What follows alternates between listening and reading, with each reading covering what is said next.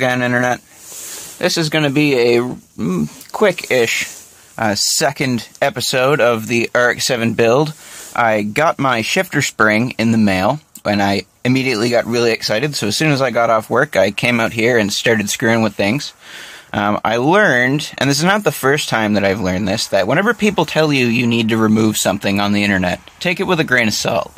It might be wise to remove the entire thing, but it's not always it's not always required. I'll tell you what I'm talking about. So, I'm pretty excited. Just got the shifter spring in there in the correct orientation, I think. We'll see if it actually feels like a proper shifter whenever I put it all back together. But people were saying that you need to basically remove the transmission in order to get this block out, in order to replace the spring. And what you can do is remove that bolt, and so there's a hole going through the side of that shaft that moves back and forth and rotates in order to shift gears.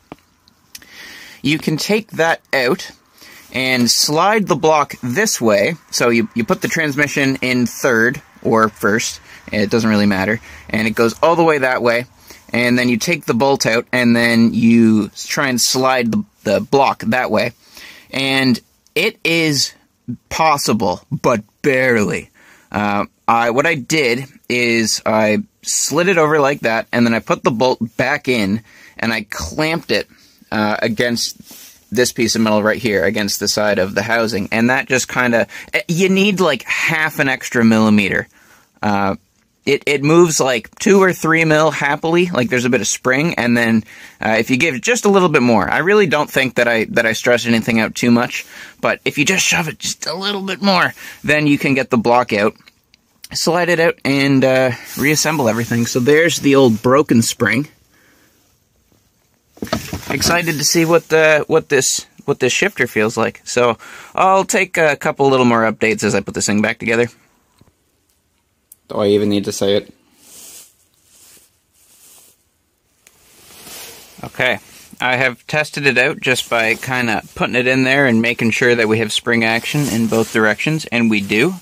I'm confident that it is in there correctly, and we got grease in certain places. And I have this as dry as I can possibly get it, because we're going to need to put some, where is it? Some genuine Mazda RTV silicone around there. And then I'm going to let it sit for a couple days. And the winter is not the best for this stuff drying, I'm sure, but we gotta get some stuff done. And I guess this portion of the transmission is completely separate from the rest of the transmission in the sense that they don't share the same gear oil. So I'm going to have to fill this up, and I found some forum posts that say that it's about 85 cc's, so we'll figure out how much that is of 75 W90 and pour it in there. And yeah, this one is going to be done soon. Exciting. Okay, we have a reasonable amount of RTV around there, getting a nice consistent squish. He's ready for some morning gear oil. Let's see how much of a mess I can make here.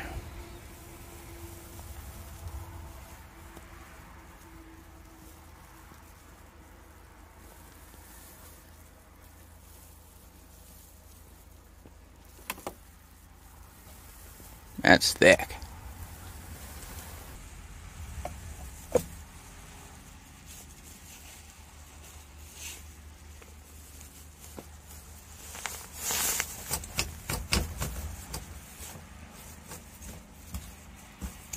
Mint.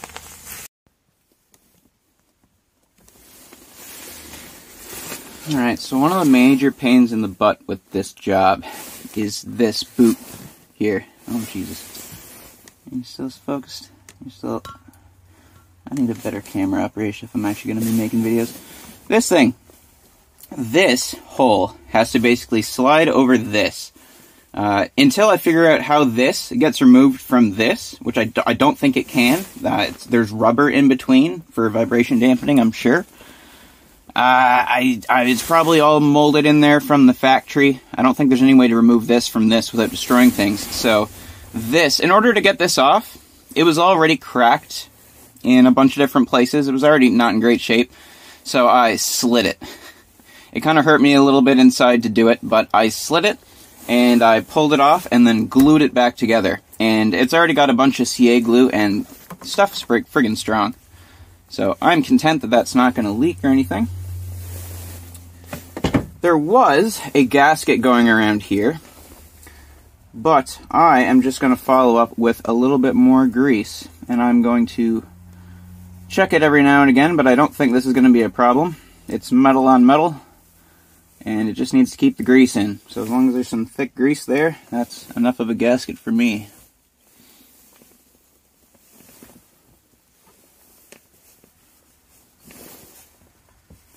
Throw a little bit extra on our ball there.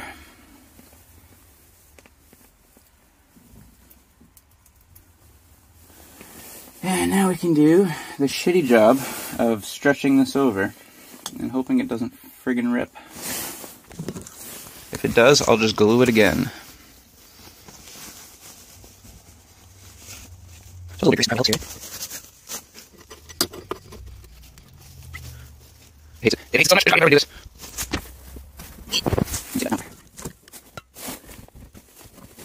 Oh my god.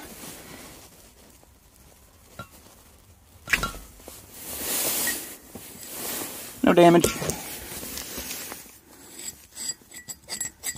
She'll go back to regular size eventually. And I'm going to put a little bit of grease on the top of it there, and that will be our seal.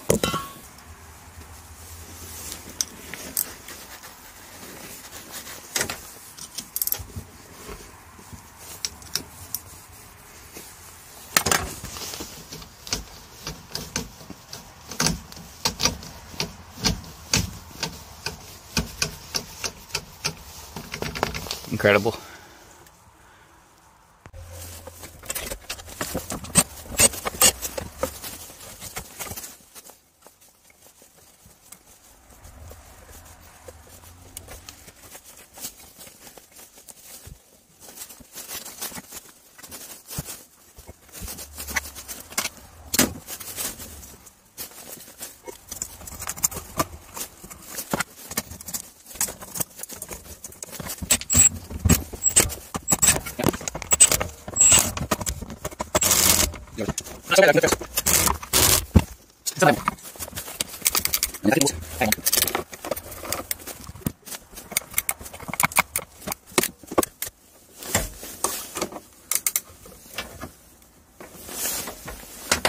Okay.